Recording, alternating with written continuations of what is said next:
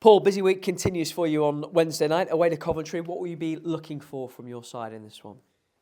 Just unbelievable excellence would be great, and 3 points and loads of goals and all the joyful things. I just think a little bit of a bounce from the weekend. I don't, obviously, at the time I said I don't think we were at our best. And if you're going to pick up points in the champ, even more so away from home, you have to be at your best. So, obviously I know this, but Coventry are a very good team, spent well over 50 mil in 2 years.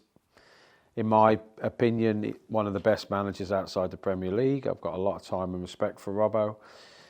And, prior to March, their first away game was against Middlesbrough at the weekend. So I know how tough away games are. I know how tough away games are against Robbo and against a really well-structured, athletic team. So it's probably not the best time to play Cov on the back of beating Middlesbrough 3-0, who arguably one of the top teams. So we're going to have to be at our very best. That is as simple as I can put it. So anyone who turns up to watch the mighty Rams, please get right behind the lads, because we're going to need everything to come away with a positive result, but we're very confident in doing it.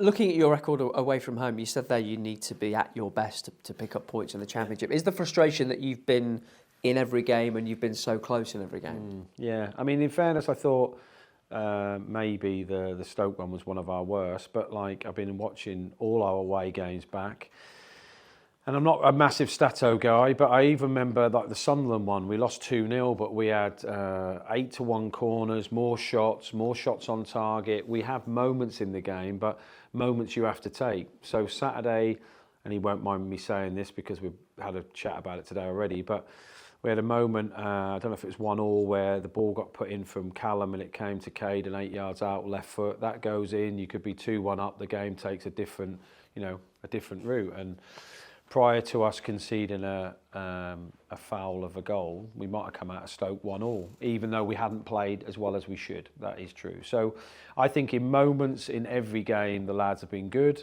And in moments, the opposition have been better. And that's the best way I can put it. But for us to get a win away from home, a lot has to go right. So look, we didn't beat, we should have beaten really. Millwall, we conceded a sloppy goal. At that time, I didn't think they were going to score. They've now gone on to win 3 out of 4 or 4 out of 4. And they're just one place short of the playoffs. So look, I don't feel like we're a long way away from being outstanding, but we just have to, from the first to the last kick, every detail matters. And you might have been a bit unlucky on the odd decision here or there, but you earn your own luck. So what I want, going back to your first question, is a performance of a team that earn a lot more luck, and you earn that by doing the hard yards, I think. You mentioned Mark Robins already, longest serving manager in the Championship. Good old Robbo. How well do you know him? Really well. I played with him. He was part of a dynamic forward front three that I was in. I was the dog and he was I carried the piano and he played it really. He was a phenomenal goal scorer. And I've always kept in contact with him ever since. I nearly worked with him. I nearly left my coaching role and went and joined his coaching team. I didn't in the end.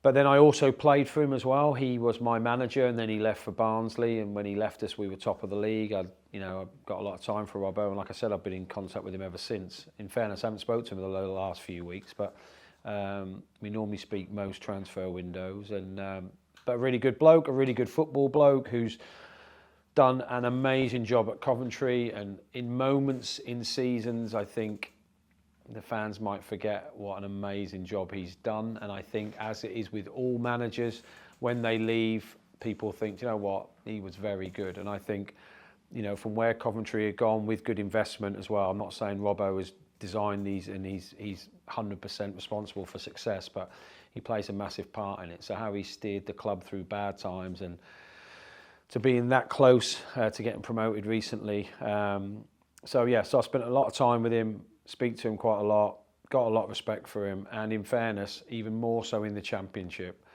You asked me a question the other night and you said I was the second longest manager in the Championship, which just shows how surreal this league is. It's bizarre. There's 24 clubs all wanting to get in the top 6, never going to happen. So, one by one, managers get shown the door. And obviously all them clubs go on to massive success after it. So Robbo has been there a long time. So I just think it shows what a great guy and what a great manager he's been. Any updates on your squad for us? No, they're all walking and chewing gum at the same time, which is good. I like them to be able to do two things at once. No issues of note, nothing. No, just the same really. Got this game on Saturday to get through, and hopefully we will.